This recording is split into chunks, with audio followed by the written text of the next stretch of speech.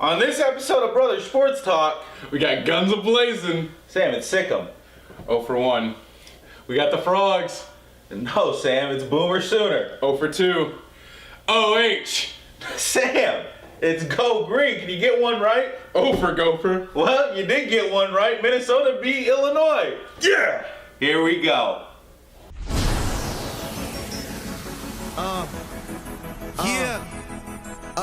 Sean Khalifa, man. Because the distance doesn't make any difference. It's called angle and they fake it. Touchdown Notre Dame. Over the middle, it is Morgan. Morgan carries his defender, literally.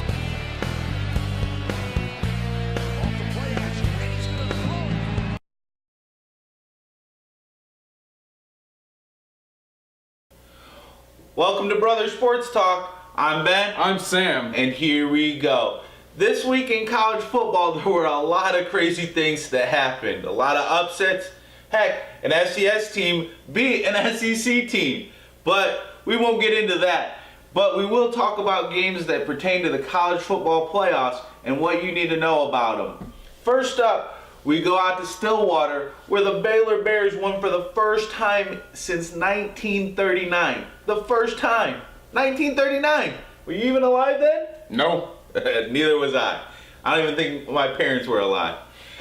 But here, the highlights will show you that Baylor was using a third-string quarterback after their starter got injured to keep their college football playoff hopes alive. They can still win the conference, but it will be a tough uphill battle. But I think they can have a shot. Here are the highlights. We picked things up early in the first quarter for Baylor to get the scoring started with Shock Linwood going in for the score to put the Baylor Bears up, and they weren't done. You have Jarrett Stidman, who will find KD Cannon. What a great name for a receiver as he scores from 59 yards out. But Oklahoma State would answer back with Jay Walsh handing the ball off to Jalen Mikowski to go down by 7. But the third-string quarterback, Chris Johnson, will find KD Cannon again for the big bomb to put the Baylor Bears up.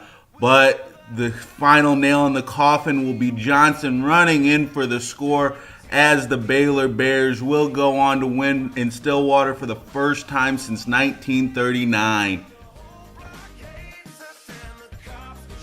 Ben, the Horns won, right? No, it was Boomer Sooner, Oklahoma.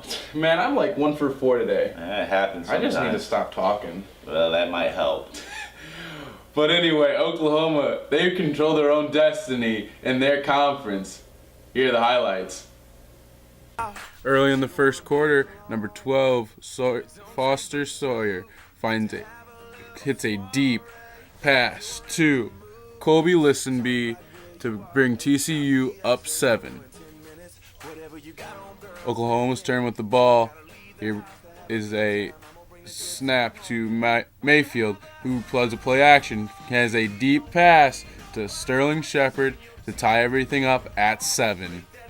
Later on in the game, here comes number 23, Samaj, gets a great block from his wide receiver, number 3, Shepard, who he takes it all the way in. Late in the fourth quarter, number 6 finds Emmanuel Porter for the touchdown. Now a huge play is going to come. Do they go for 1 or do they go for the win? Let's see what happens. And they choose to go for the win. But let's see what happens. Number 6 gets the snap. He gets pressure off the sides. He scrambles out of the pocket. He looks for an open receiver and it's batted away. Oklahoma wins. Another week, another special teams play determines what's going to happen in the college football playoffs. What is that, like 10? I don't know. I lost count after 3. But it seems like 10. I doubt it is, but it seems like it. But what we can see that's happening in the college football playoffs is it comes down to special teams. And that was the case in the Ohio State-Michigan State game. Ohio State came in undefeated, the defending national champs, controlling their own destiny to get into the college football playoffs, win the Big Ten, all of that. But Sparty knocked knocked them down, took out the Buckeyes. And afterwards, some things were said that I think Ezekiel Elliott would like to take back, but I don't know if he'll be able to now with today's media. But here are the highlights, and we'll show you what Ezekiel Elliott said, because I guess he's never coming back to Ohio Stadium in the Horseshoe because he wasn't too happy with the play calling. Here are the highlights. Early in the second quarter, with 4th and goal, Ohio State will go with Ezekiel Elliott for the 1-yard score. But not to be outdone, Tyler O'Connor will find Trayvon Pendleton down the sideline, hit the pylon, and he is in for the score to tie the game. But Michigan State would tie the game up with Gerald Holmes scoring in the plunge. But then it wouldn't be over with Michael Geiger hitting in the game-winning field goal for the win.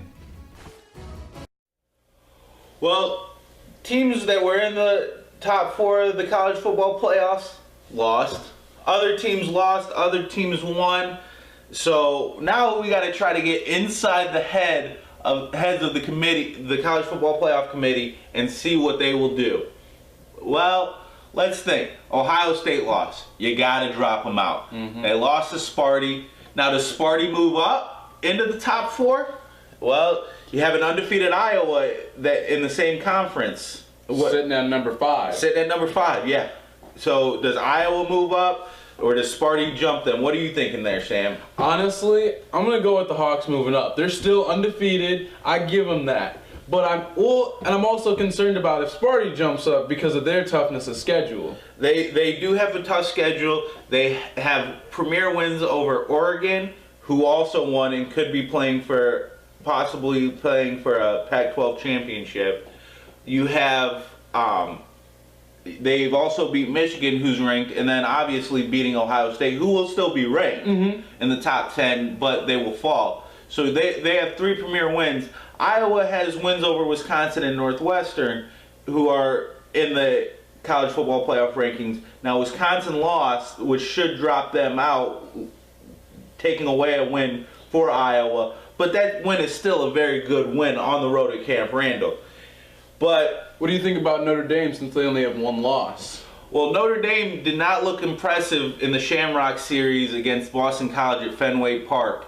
They struggled, turning the ball over 5 times and giving Boston College a chance there at the end of the game to win it in a 19-16 game.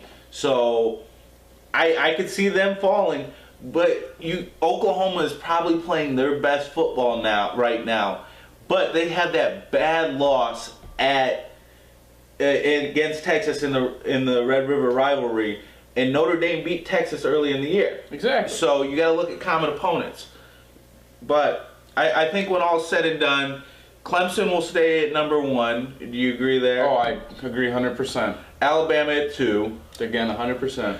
Truthfully, I think Notre Dame is actually going to move up to number 3. I really think that. And then I think since the Hawkeyes won and continue to win and are 11-0 undefeated, they will now jump up to number 4, which I think they rightfully deserve. I could be a little biased since I am a Hawkeye fan. But I also think Oklahoma will now jump up to number 5, and you'll see Sparty at 6. Clemson's got a tough game coming up in the ACC title game against North Carolina. They need to win that and be a conference champion, be undefeated to take care of their business to get in.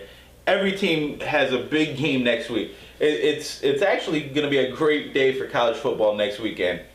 We got Thanksgiving, but then the day after we have Iowa-Nebraska at Nebraska, a rivalry game. Should be a good football game to watch.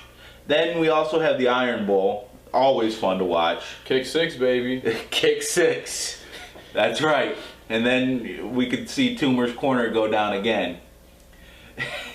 Then you have the Notre Dame plays Stanford. Will be a very good football game. And then we still have Ohio State, Michigan. So a great weekend of college football coming. We'll be here. We'll take you through it next week. But follow us on social media. Before I sign off, I want to give a huge shout out to my alma mater, my brother here. They played great this weekend. Unfortunately, they lost against a very good Libertyville team, but they had a chance to win it there at the end. It was a great season. I'm extremely proud of them. They did a great job, and I'm proud to be a Boilermaker. So signing off, I'm Ben. I'm Sam. And we're Brother Sports Talk.